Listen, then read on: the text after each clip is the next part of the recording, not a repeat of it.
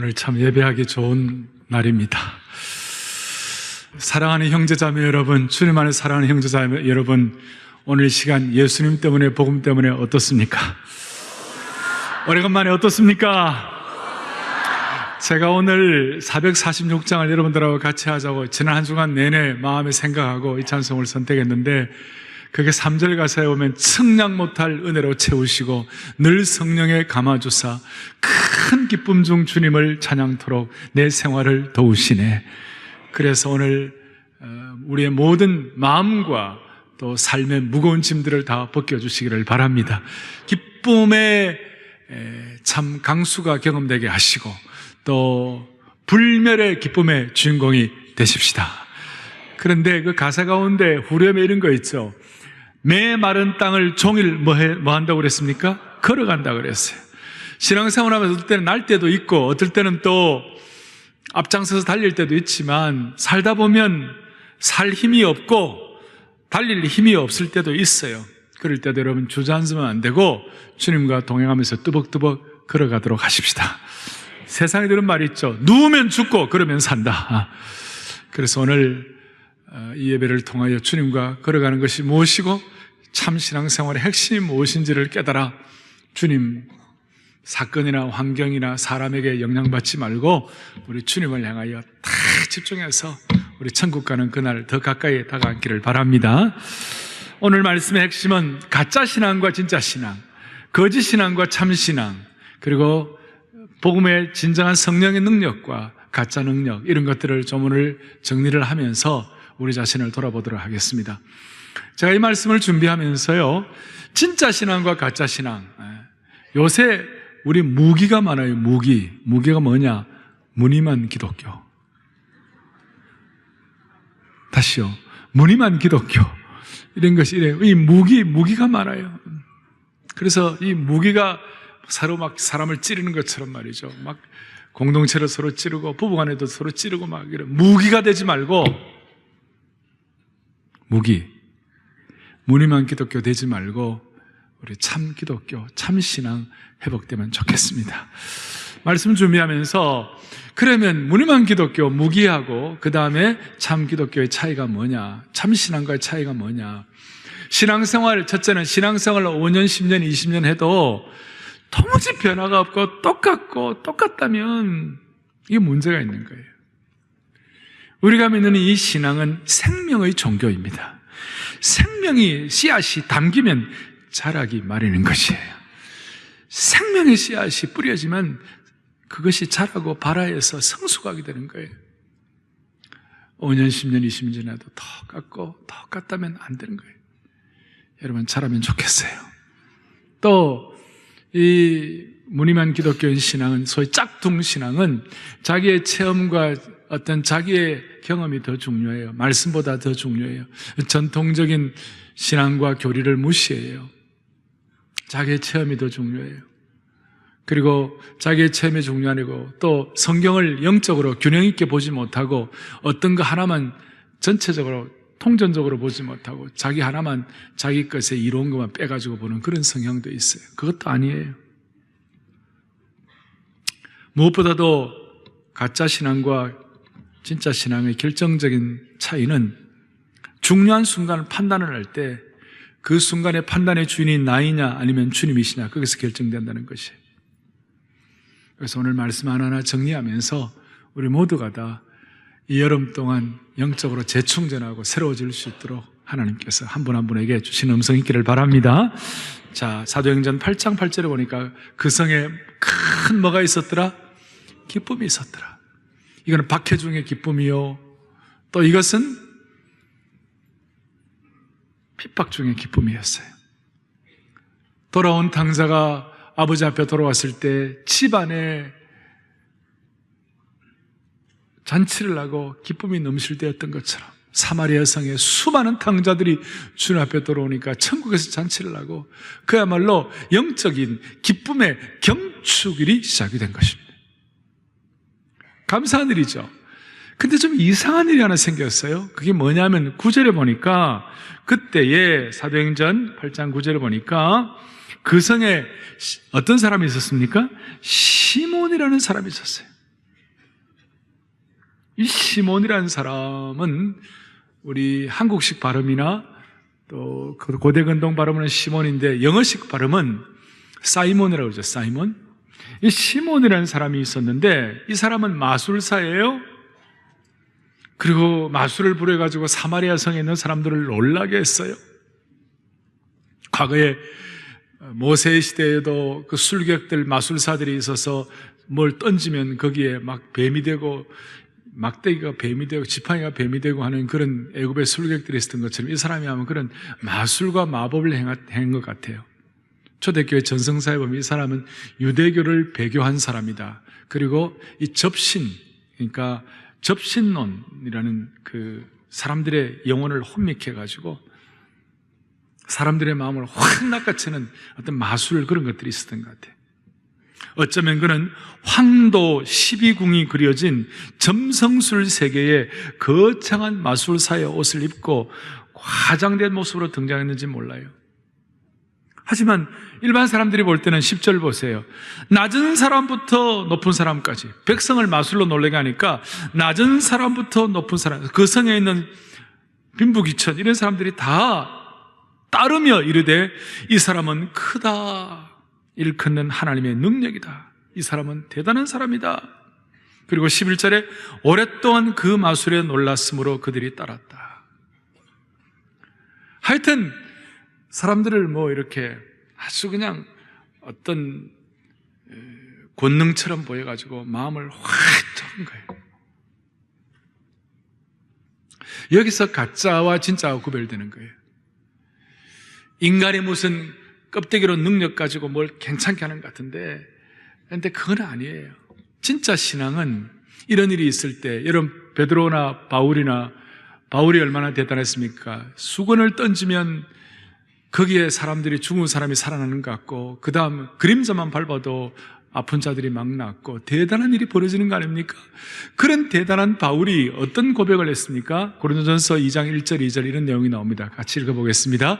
형제들아, 내가 너에게 나아가 하나님의 증거를 전할 때에 말과 지혜의 아름다운 것으로 하지 아니하였나니, 2절 다 함께, 내가 너희 중에서 예수 그리스도와 그의 십자가에 못 박히신 것 외에는 아무것도 알지 아니하기로 작정하였습니다. 대단하죠.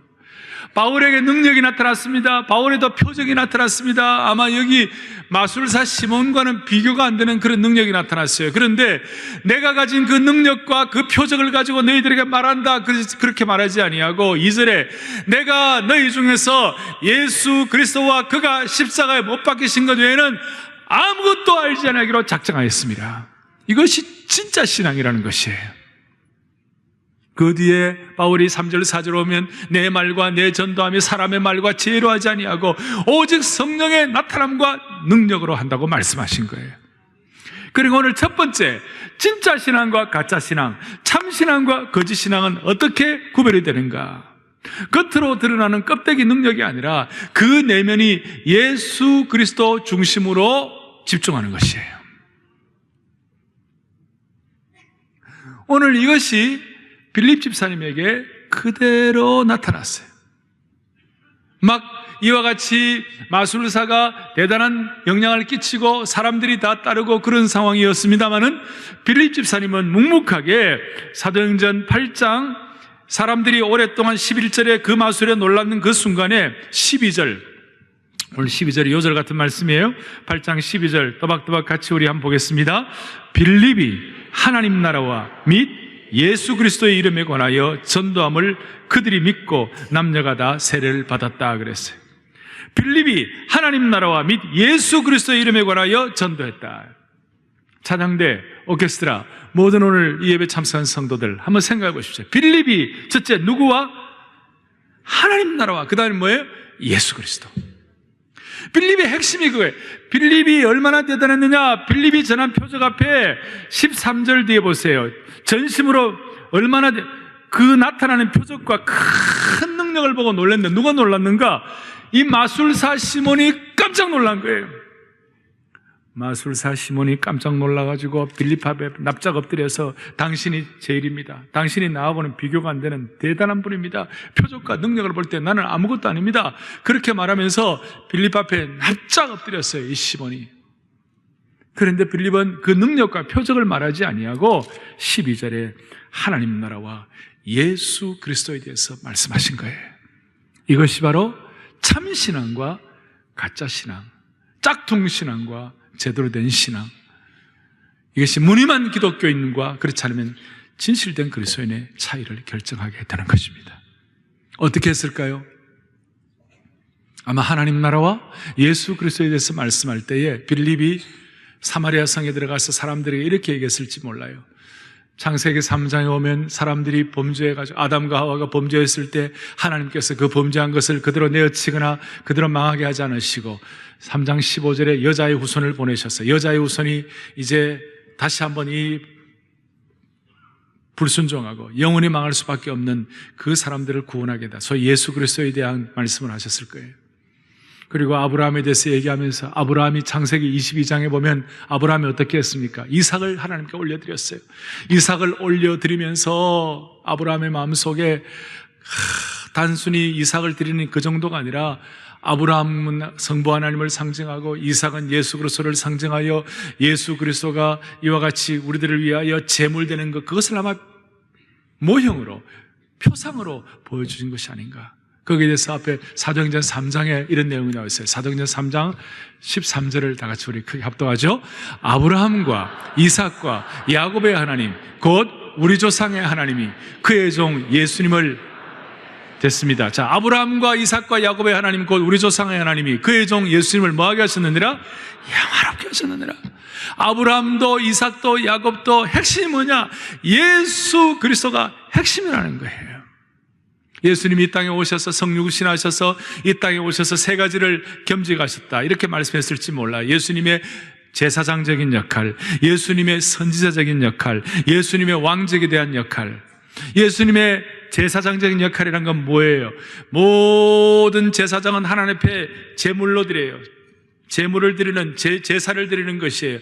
예수 그리스도께서는 자신이 제물이 되어가지고 하나님 앞에 제사를 드리는 거예요. 예수님께서 선지자라는 것은 어떤 뜻이에요?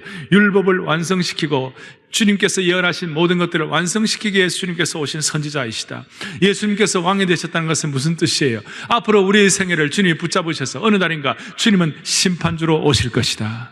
이걸 아마 사마리아 사람들에게 그대로 말했을지 몰라요. 또한 사도행전 요한복음 4장에 오면 무슨 말이 나옵니까? 수가성 우물가 여인에 대한 얘기가 나오죠. 그래서 예수님께서 수가성 우물가 여인에게 말씀하시기를 이 우물을 먹는 자마다 다시 목마르려니와 내가 주는 물을 먹는 자는 다시는 목마르지 아니하고 그 속에서 생수의 강이 흐르리라. 놀라운 복음의 깊은 소식을 주시는 거예요. 요한복음 3장 17절에 하나님께서 말씀하시기를 시작, 하나님이 그 아들을 세상에 보내신 것은 세상을 심판하려 하심이 아니요 그로 말미암아 세상이 구원을 받게 하려 하심이라. 세상을 구원받게 하려 하심이라. 복음의 기쁜 소식을 전하는, 진정한 복음은 예수 그리스도를 통해 하나님과의 관계 속에서 다시 들어가는 것이, 예수님을 통하여 하나님과 인격적인 관계를 다시 회복하는 것이 복음의 핵심 메시지 아니에요.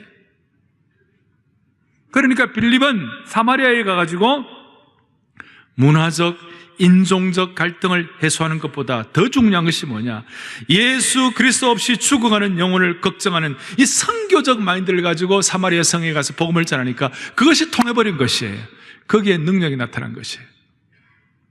사랑하는 교우들이여, 이제 우리 여름에 주님이 우리를 영적으로 충전해 주셔야만 하시는데, 참 그리스도인의 삶으로 우리가 충전을 받아야 되는데 이 여름에 주님을 더 깊이 사랑할 수 있기를 바랍니다. 시간이 흐르면 흐를수록 주님 더 사랑할 수 있으면 좋겠습니다. 찬송가 오늘 마칠 때 85장을 부를 거예요. 구주를 생각만 해도 내 마음이 좋거든. 그 찬송은 예수의 넓은 사랑을 어찌다 말하랴. 그 사랑 받은 사람만 그 사랑 알도다. 주님을 향한 그 은혜가 있어서 내 구주 예수를 더욱 이전보다 주님을 더욱 사랑합니다. 이것이 바로 참 그리스도인이 갖는 신앙적 하나의 삶의 표현이라고 말할 수 있어요. 자세라고 말할 수 있어요. 시간이 가면 갈수록 5년, 10년이 지나면 지날수록 우리가 더 주님을 사랑하는 신실한 남녀 종들 되기를 원합니다. 그래서 참 그리스도인과 가짜 그리스도인, 무늬만 기독교인과 그렇지 않은 신실한 그리스도인과의 차이가 뭐냐? 겉으로 드러난 능력이 아니라 그의 내면이 예수 그리스도 중심이다. 그래서 우리가 주님을 더 사랑하고 주님을 더 묵상하고 이전보다 주님을 더 사랑하는 그 고백이 풍성하게 될 때 우리는 5년, 10년 지나면 우리의 신앙이 더 생명의 씨앗이 발화되어 더 크게 성숙할 수 있도록 붙잡아 주시리라고 믿습니다. 두 번째로는 오늘 이제 이런 일이 벌어졌는데 14절 좀 보세요. 14절을 보면 예루살렘에 있는 사도들이 사마리아도 하나님의 말씀을 받았다함을 듣고 누구를 보내죠? 베드로와 요한 두 사도를 보냅니다. 어디로요? 자, 어디로 보내요? 사마리아로 보내요. 사마리아로. 15절, 그들이 사마리아로 내려가서 그들을 위하여 뭐 하기를 기도하니? 성령 받기를 기도했어요. 조금 이거 이제 우리 생각해 볼 만한 문제예요. 16절, 이는 아직 한 사람에게도 성령 내리신 일이 없고 오직 주 예수의 이름으로 뭐만 받았다? 세례만 받았다. 17절, 이에 두 사도가 그들에게 안수함에 성령을 받는지라 그랬어요. 자, 오늘 이 내용은 신학적으로나 이런 어떤 교리적으로 볼 때 상당히 조심스럽고 아주 논쟁의 여지가 있는 그런 성경 본문이라고 말할 수가 있어요. 그러니까 오늘 여러분들 지금은 이제 정신 바짝 차려야 합니다. 집중해서 말씀을 한번 우리가 보도록 하겠습니다. 자, 첫 번째 가짜와 진짜를 구별하는 것은 예수님 중심이냐 아니냐 그걸로 정리를 하고, 두 번째로는 이거는 뭐 가짜 진짜라기보다는 한 걸음 더 나아갔고 미지근한 신앙이냐 아니면 제대로 된 신앙이냐를 결정하는 것은 뭐냐? 하나는 성령이 없고 하나는 성령의 기름 부음이 있는 것이에요. 조금 더 깊이 들어가면 하나는 그냥 성령에 대해서 그냥 머리로만 알고 하나는 성령 충만을 체험하는 것이에요. 자, 이것이 미지근한 신앙과 제대로 된 신앙을 결정하는 중요한 바로미터인데 이것이 뭐에서 결정되느냐? 여기 보세요. 그들이 내려가서 그들을 위하여 성령 받기를 기도를 했다. 그리고 16절에 이는 아직 한 사람에게도 성령 내리신 일이 없고 오직 주 예수 이름으로 세례만 받을 뿐이더라 그랬어요. 자, 물어보겠습니다. 사마리아 성에 있는 이 사람들이 빌립 집사님을 통하여 이미 예수님을 알았습니까? 몰랐습니까? 이 사람들이, 사마리아 성에 있는 사람들이 이미 예수님을 알았습니까? 몰랐습니까? 알았죠. 왜냐하면 알았기 때문에 예수님을 구세주로 고백하고 세례를 받은 거 아니겠어요? 그러면 세례받은 그분들에게 성령이 내리신 일이 없다. 이건 도대체 어떻게 해석을 해야 되는 거예요? 누구든지 성령님으로 말미암지 않고서는 예수님을 구세주와 주님으로 고백할 수 없습니다. 맞죠? 그리고 우리는 모두는 한 성령으로 세례를 받아 한 몸을 이루었다고 그랬습니다. 성령님 때문에 우리는 한 몸이 되고 한 성령으로 세례를 받았는데, 아니 또다시 성령을 받는다. 이건 도대체 무슨 일입니까? 어떻게 해석하면 좋습니까? 오늘 여기서 여러분들이 미지근한 신앙과 제대로 된 신앙, 오늘 여기서 여러분들이 무늬만 기독교인 신앙인과 아니면 제대로 된 능력 있는 그리스도인, 여기서 결정되는 것이에요.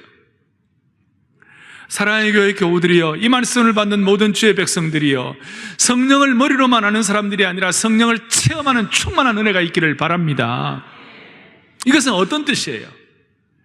이미 이분들이 성령님을 통하여 예수님을 구세주와 주님으로 고백한 사람들이에요. 그런데 왜 이들이 또 성령을 받아야만 하는 거예요? 앞에 사도행전 2장에 오순절 성령 강림의 사건이 나와요. 그 오순절 성령 강림의 사건 때 예루살렘 교회에서 오순절 성령 강림을 받았던, 성령 강림의 능력을 받았던 그 사람들이 예수님을 이미 믿었던 사람들이에요? 몰랐던 사람들이에요?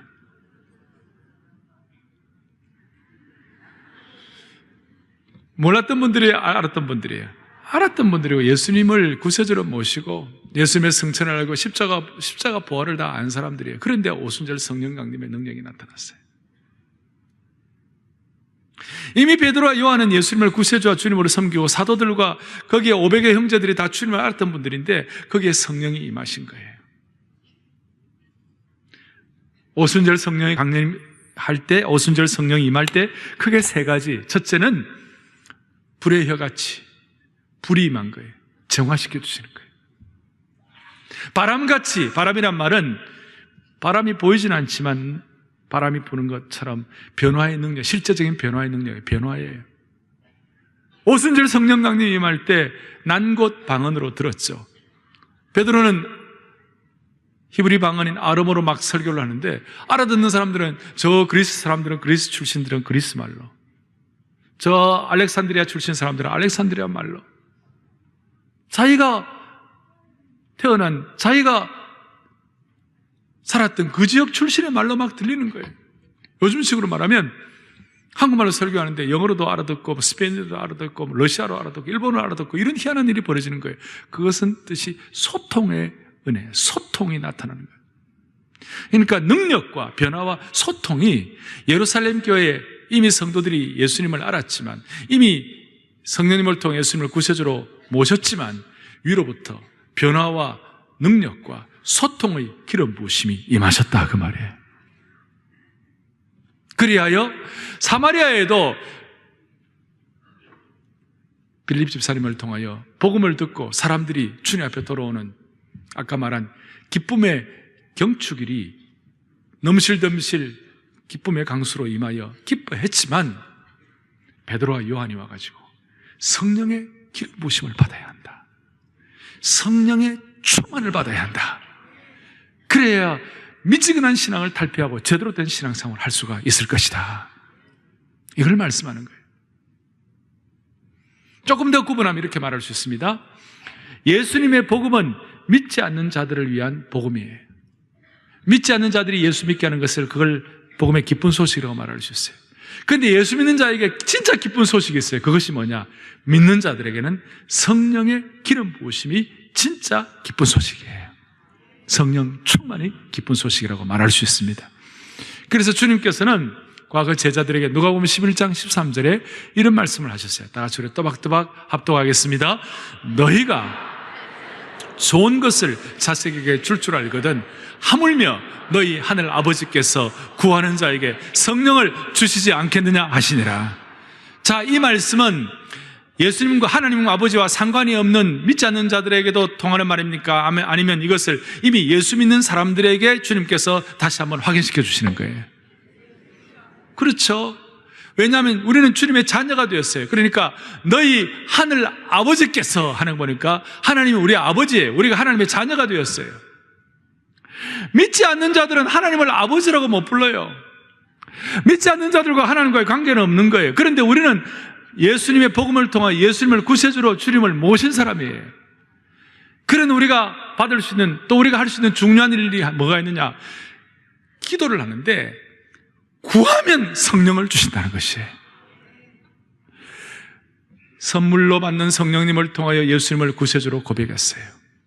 그런데 오늘 베드로와 요한이 이미 사마리아 성에 예수 믿는 그분들에게 성령을 주실 때에 그 성령님을 통하여 성령 충만한 구에서 얻는 성령의 능력, 불의 역사, 소통의 역사, 변화의 역사를 하나님이 허락해 주신다는 것입니다. 그래서 여러분 평생 미지근한 신앙생활 아니고 능력 있는 생활을 하기 위하여 마음속에 하나님 아버지 우리 모두에게 구에서 얻는 성령의 능력, 성령 충만을 허락하여 주옵소서. 이거 사문받고 마는 것이 아니라 계속 우리가 사모해야 돼요. 우리에게는 지금 사모함이 필요해요. 미지근한 신앙이 아니라 참 신앙이 되기 위해서는요,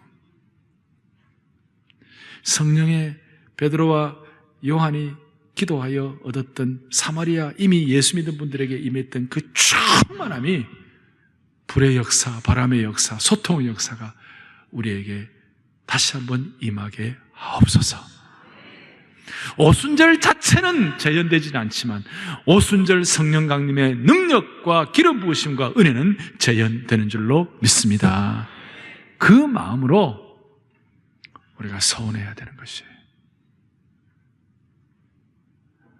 그렇게 할 때 우리의 신앙이 주님 앞에서 또 한 단계 올라갈 수가 있어요. A.W. 토즈라는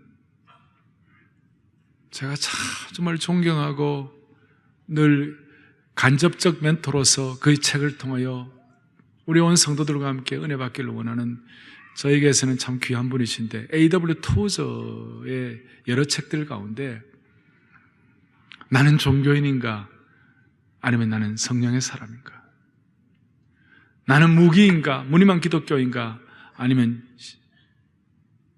참 그리스도인인가, 이런 것들을 몇 가지 이렇게 질문을 통하여 확인할 수 있는 그런 내용들이 있어요. 한번 보시겠어요? 당신은 종교인인가 아니면 성령의 사람인가? 에이든 W. 토저의 내용인데, 하나 하면 크게 우리 합독하겠습니다. 하나, 신앙인은 성령과 진리로 예배를 드리지만 종교인은 신앙인은 성령과 진리로 예배를 드리지만 종교인은 예배를 방청할 뿐이다. 오늘 이 자리에 좀 뜨끔한 분들 안 계십니까? 오늘따라 뚜루룩이 뭐야? 도대체 무슨 말인가? 알 사람만 알도다. 예? 두 번째, 같이요. 신앙인은 자신을 회개하지만 종교인은 다른 사람을 비판한다. 회개와 비판의 차이예요.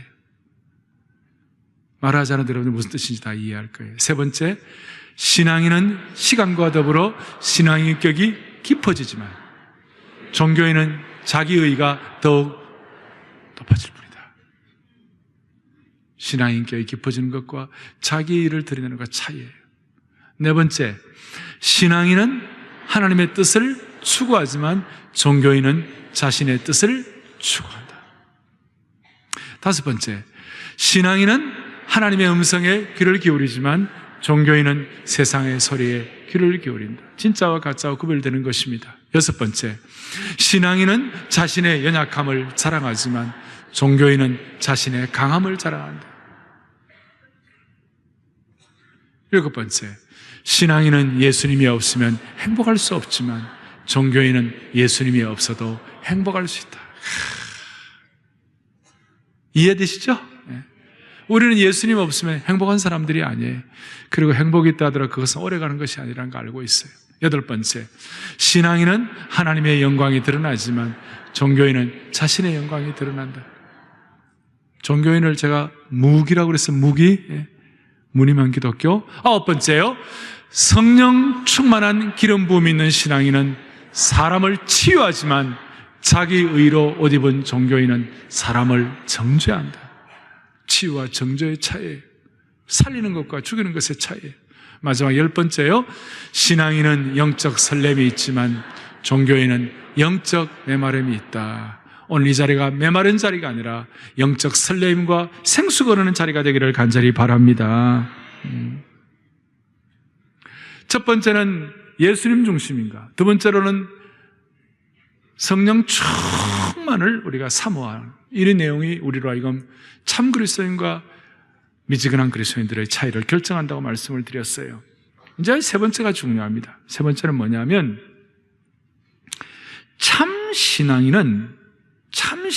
참신앙과 가짜신앙의 차이는 진정한 영적 권능과 가짜 권능을 저서 구별이 되는데, 특별히 이 가짜는 말이죠, 가짜 신앙의 정점은 성직 매매로 나타난다는 거예요.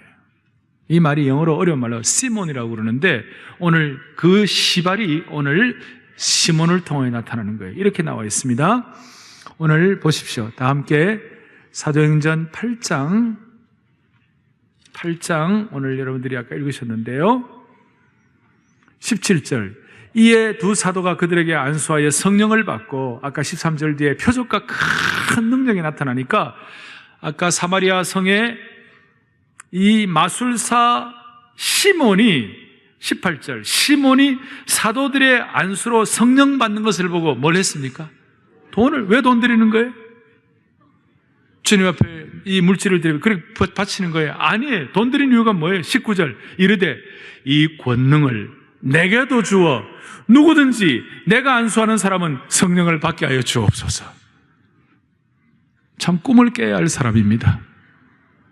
돈을 들여가지고 이 성령 받는 걸 자기가 이렇게 특허권처럼 사가지고 자기도 이렇게 안수하면 다른 사람들이 막 성령 받도록 그렇게 자기 요청하면서 돈을 막 드리는 거예요.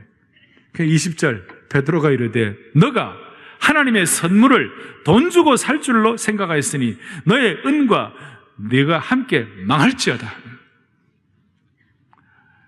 어떤 영어 번역판에 보면 내가 함께 망할지어다 이 말이 지옥에나 가라 그렇게 나왔어요.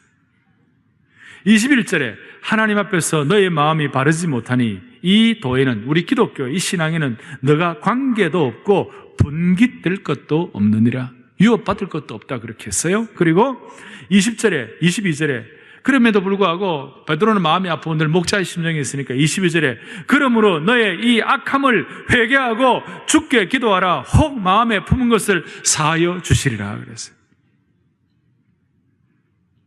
23절에 내가 보니 너는 악독이 가득하며 불의에 매인 바 되었도다. 여기 매인 바 되었다는 말은 뭐에 홀랑씌었다 그 말이에요. 완전히 사로잡혔다 그 말이에요. 노예가 되었다 그 말이에요. 불의의 악독에 사로잡혔어요. 씌었어요. 베드로가 책망을 하고 도전을 하면 정신이 번쩍 나가지고 아이고 그렇습니다. 아이고 그렇습니다. 이렇게 해야 되는데 그래요 내가 회개합니다 이렇게 해야 되는데 24절에 뭐라고 시몬이 대답하여 이르되 나를 위하여 주께 기도하여 말한 것이 하나도 내게 임하지 않게 하소서 하니라. 면피죠 면피. 이 순간을 어떻게 하면 좀 모면해 볼까. 베드로 보고 당신이 좀 날 위해서 기도해 주셔가지고 내게 이런 어려움이 생기지 않도록 제대로 된 은혜를 받았다면 납작 엎드려갖고 잘못했다고 회개하고 하나님의 크신 은혜를 간구하고 사모해야 할 터인데 이 시몬이 그러지를 못했어요. 이 내용을 중심으로 해서 기독교 역사사 시몬의 지난 2000여 년 동안 돈을 들여가지고 어떤 신앙적 영향을 끼치려고 그러고 돈을 들여가지고 어떤 신앙적 직분을 얻는다고 그러고 돈을 들여가지고 뭘 이렇게 한다는 이것을 소위 성직 매매다. 그 성직 매매를 전문용어로 시몬이다. 시몬. 이 시몬이라는 SIMON에다가 Y 하나 붙었어요. 시몬이. 이것은 성직 매매다. 오늘 우리 가운데는 제가 이 말씀 드리면 아니 나는 돈 들여가지고 뭐 한 적 뭐 산 것도 없고 나하고는 관계가 없는 거 아니냐 이렇게 마음 편하게 생각하지 말고 오늘 우리의 마음속에 많은 약점들이 있어요. 예를 들어서 내가 주님 앞에서 더 신앙적으로 좀 이렇게 이렇게 열심히 하는 이유가 교회의 어떤 행정제도나 어떤 직분제도에 있어서 내가 좀 더 이렇게 어떤 영향력 위치에 가고자 내가 신앙에 열심을 낸다면 일종의 그것이 시몬이라는 거예요. 그래서 오늘 그것이 흔적이 그대로 남아있어요, 지금. 과거에 이 성직 매매는 뭐와 연결된 면죄부 사건, 로마의 바티칸 성당에 교회 짓는다고 그러면서 이렇게 바치면 죄가 사해질 것이다. 이런 식으로 하는 그것이 다 일종의 시몬이의 후예들, 시몬이의 재현이에요. 한때는 어떤 주교직이라든지 이런 것들도 막 사고 파는 그런 행위가 있었어요.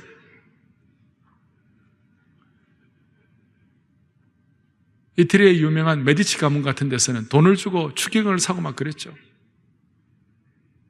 이게 다 일종의 시몬이 성직 매매예요.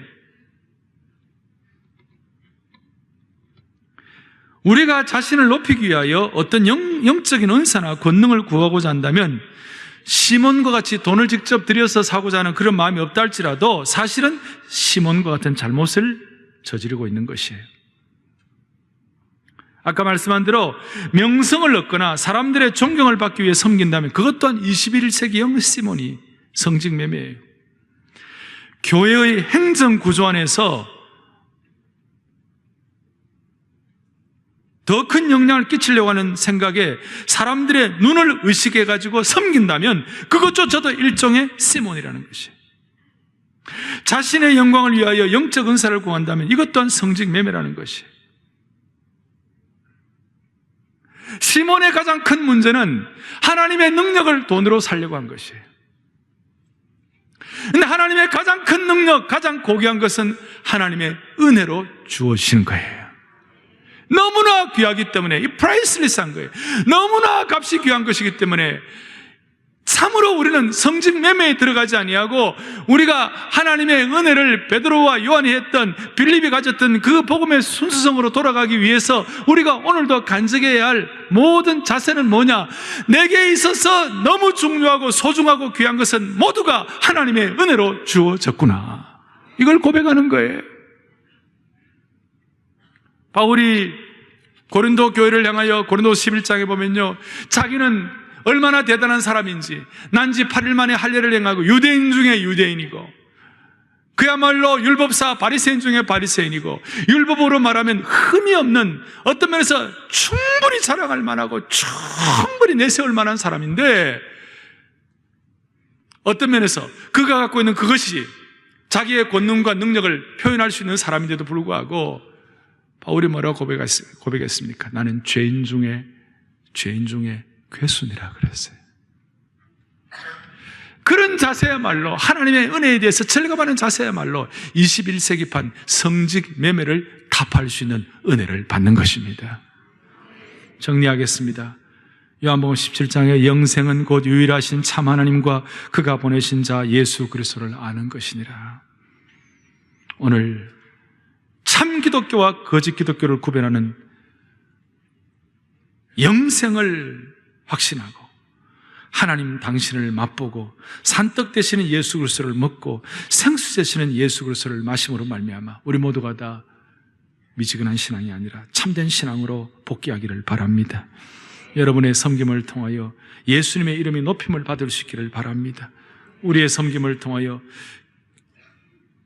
짝퉁 신앙과 진짜는 어떻게 구별해요? 교회를 살리는 사람인가? 아니면 교회를 갈라지게 하는가? 아니면 은혜가 있는가? 아니면 은혜가 떠났는가? 성령의 기름 부으심이 있는가 없는가? 성경 말씀은 중심인가? 아니면 인간의 제도와 인간의 생각 중심인가? 이 가운데 주님 중심으로 성령 충만을 통하여 이 시대에 변형된 성직 매매에 우리가 들어가는 것이 아니라 다시 한번 주의 법을 옳게 실천하여 그것이 안 될 때 가슴 타는 눈물을 가지고 이 시대의 메마름을 회복할 수 있는 남녀 종들 되기를 간절히 소원합니다. 기도하시겠습니다. 살아계신 하나님 아버지, 오늘 마술사 시몬의 잘못된 동기를 깨닫게 하신 것 감사합니다. 우리 가운데 나의 영적인 영향력을 위하여 은사를 구하는 자 아무도 없게 하여 주시옵시고, 은사보다도 예수님 자체만을 온전히 구하는 저희들 되게 하여 주시옵소서. 하나님 아버지, 이 시간 주님께서 우리의 마음을 살펴주셔서 우리 모두가 주님의 은혜와 성령의 능력으로 정화되게 하여 주시기를 원합니다. 우리가 속한 이 공동체, 우리가 속한 이 문화 가운데 예수님 중심으로 나아가 수많은 사람들을 그리스도 앞으로 인도하는 삶의 풍성함과 기쁨이 재현되는 은총의 채널로 삼아 주옵소서. 우리의 생명 되시고 소망 되시는 예수 그리스도를 받들어 간절히 기도 올리옵나이다. 아멘.